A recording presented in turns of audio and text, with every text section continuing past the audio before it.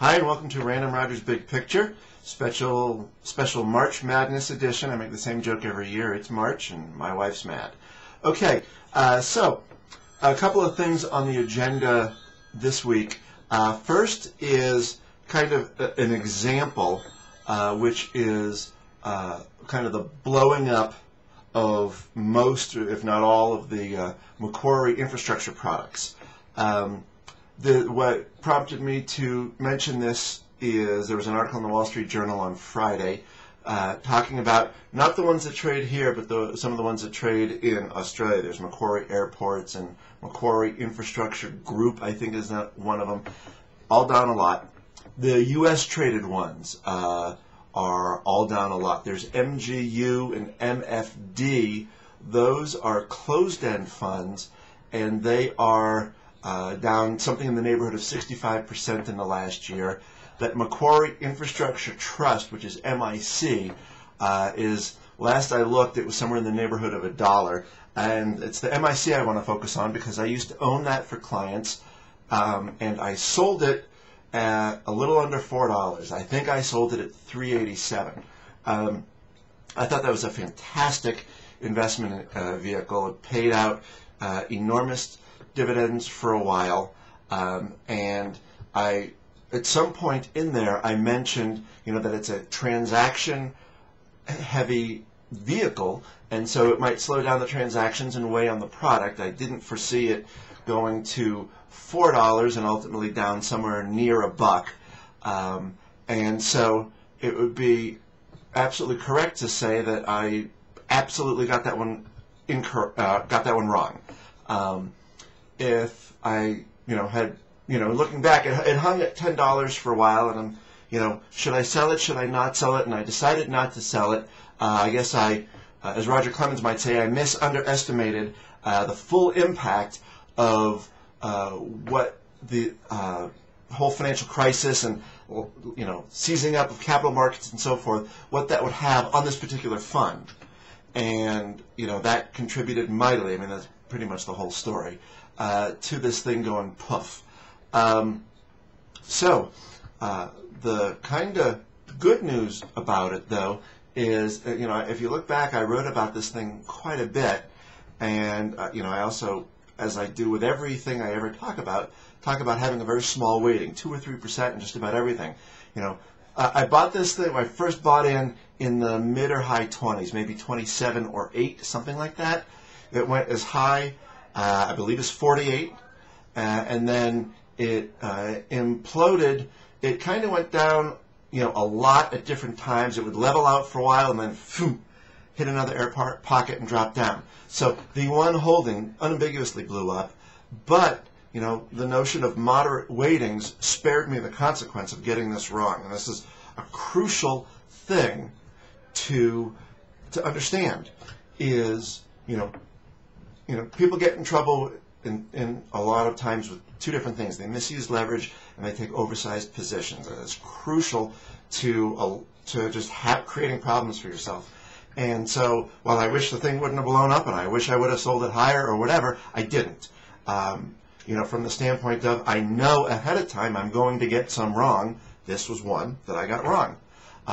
It's been a while now since I sold it. Obviously, if it's at $1 now and I sold it, I think my price was $3.87, but whatever, you get the idea. Kind of a funny story to go with it. I remember when it was at 44 on the way down, thinking to myself, that looks pretty good, and I didn't sell it. That happens every once in a while where something is at a price, and I'll think to myself, that looks pretty good, and I will sell it, and sometimes where I won't. And a couple of times where I haven't, I probably should have. That comment, however, has to be understood as biased by the fact that the market blew up. We've had a hideous bear market. But, okay, changing subjects now. There's an article up. This guy, the articles are good reads. I'm not sure I agree with all of his conclusions, but a guy named James Quinn, he's got his own blog, and he also writes for Seeking Alpha these very, very long articles on, I believe it was Friday's post, I linked to a thing in Vanity Fair, and I said, if you're overextended, this may make you feel glum. Well, this James Quinn article was kind of a similar vein, kind of an extension of the same conversation, if that makes sense. And, you would have been lucky to read this thing and just feel glum. Basically we're not up a creek without a paddle, but to carry that metaphor further, we're, flopping and twitching down a class 4 rapids without even a canoe. It would be the way I would describe his take on where the U.S. economy is, which is tough to read, but, I read it. Part of the reason why I read it is, and this is circles to a point I've made many times before and I think is important, which is, I've never been in the most dire outcome camp. It's possible that that is turning out to blow up in my face in terms of, opinions I have. In terms of portfolio performance, I'm going to say it isn't, because I've been pretty defensive all this time.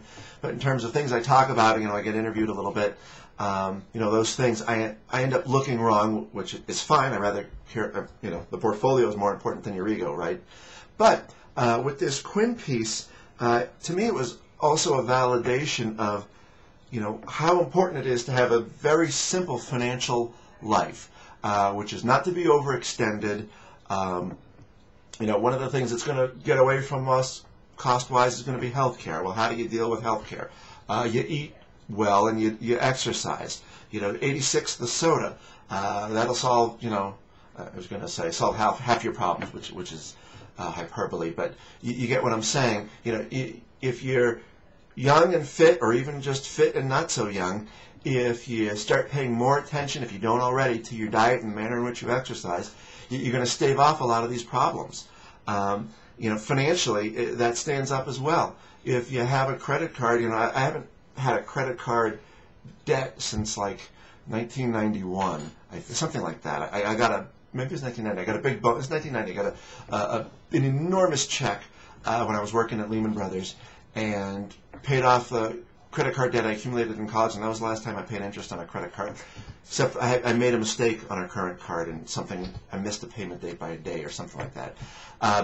But if you get your financial house in order, you're going to be able to ride out whatever it is coming. If it's as bad as this guy Quinn thinks, and I don't think it is, and I hope he's wrong, your financial house in order will allow you to weather it much better. That means not being overextended.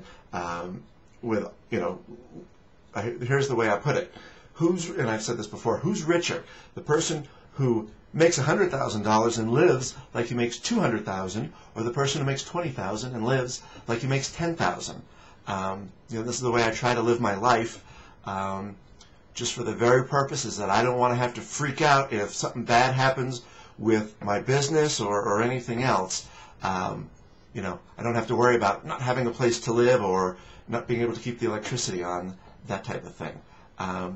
Hopefully that rubs off a little bit if you don't already live your life that way, but I get the feeling that most folks who read this do. All right, that's it. Have a great weekend.